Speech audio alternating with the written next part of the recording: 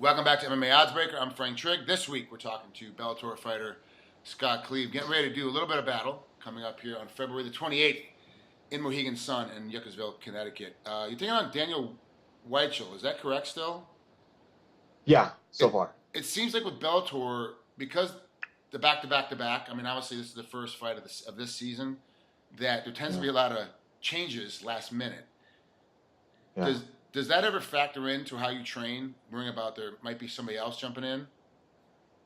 Honestly, right now, no, I'm not trying to focus on anything like that. My game plan is never to really do anything super specific. I try to prepare for a little bit of everything. I try to see what he does on the ground, on the feet, that kind of a thing. So, and I'm always trying to improve. So, if an opponent changes, it's not really going to affect me that much. So. Well, right now you're running a 6-fight win streak. Out of your, it's been a pretty good run for you. You're 14-3 overall, but your last 6 fights have been incredible. And let me just take you back through them real quick. Back in August of 2012, win by TKO. October of 2012, you get a decision. Then you go on a kind of a tear. December KO, April 2013 TKO, June of 2013 submission, and then October 2013 TKO. You kind of went on this little run. Was it the styles of the guys that you were facing that allowed you to get those kind of bashes, or did something change in how you started training and how you fought that made you get the finish a lot quicker? No, not as I think it's got to be a combination of both.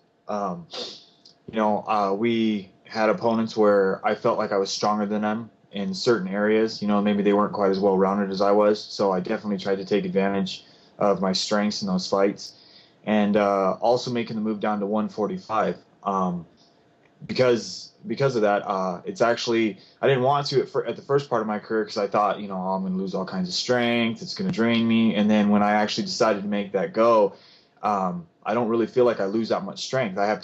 My training for it becomes different. I don't do power moves, I don't bench press anymore, I don't do anything like that. I do a lot more CrossFit, but it's more tailored for an MMA fight, and it allows me to keep my strength up. So. Now, it says in your bio that you're 5'9". Are you a real 5'9"? Yeah, should be. Okay, I mean, a lot of my bios say I'm 5'6", I'm 5'7", and I'm 5'9.5", 5'10". So you never can believe the bio you read. No. At 5'9", do you feel like you're a taller 145-pounder, or do you think that you're about average now for the weight class? Well, a few years ago, I would have been one of the taller ones, but nowadays it seems like they're getting taller and taller and taller. I mean, most of the guys you see fighting at 155 are 6 foot, 6'1", and so, I think I'm more in the average range. I mean, there are the predominantly short guys, but for the most part, I think everyone's starting to get taller.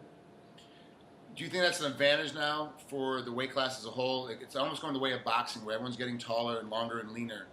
Do you think it's an advantage for the sport, not necessarily just for the weight class, but for the sport as a whole to have a taller, leaner guy? Do you think it's still going to be a mix between the short fire plug guy, like I was in my weight classes, versus the really tall, lean guys like you are in your weight class? May I say, there's always going to be a place for the guys that are short and powerful, because, I mean, you get a group of guys that are or a generalized weight class where everyone's taller and all of other stuff, and then you get a guy who comes in there and short, and they're not dealing with short people. He can really cause a lot of problems for people. So I think there's always going to be a place for certain body types. It's just a matter of when and where, kind of a thing. Who it is.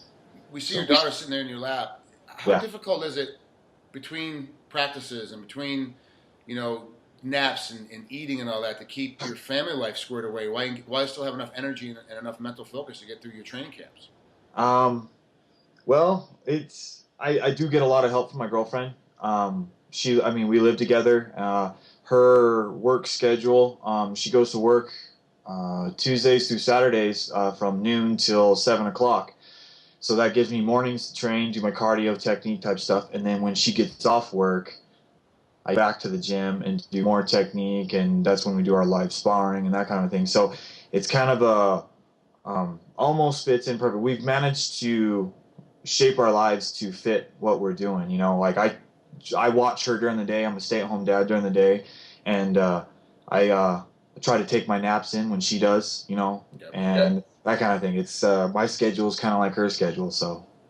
You don't have to do anything else now, but be a professional fighter. You don't have to have another job and make ends meet.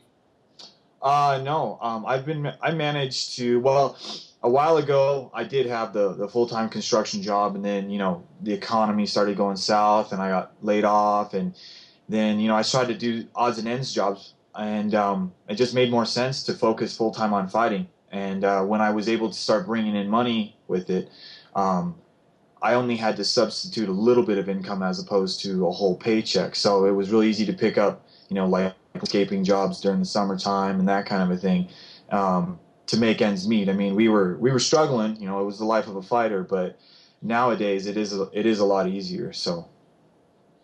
All right, Scott. Well, thanks for coming on here and spending a couple minutes with us on MMA Oddsbreaker. Good luck coming up here in Bellator. It's gonna be an interesting season for me to watch. I can't wait to watch you guys do a lot of battle, and it'll be fun to talk to you again soon. All right, cool. Thank you, Frank. Say bye-bye. Bye.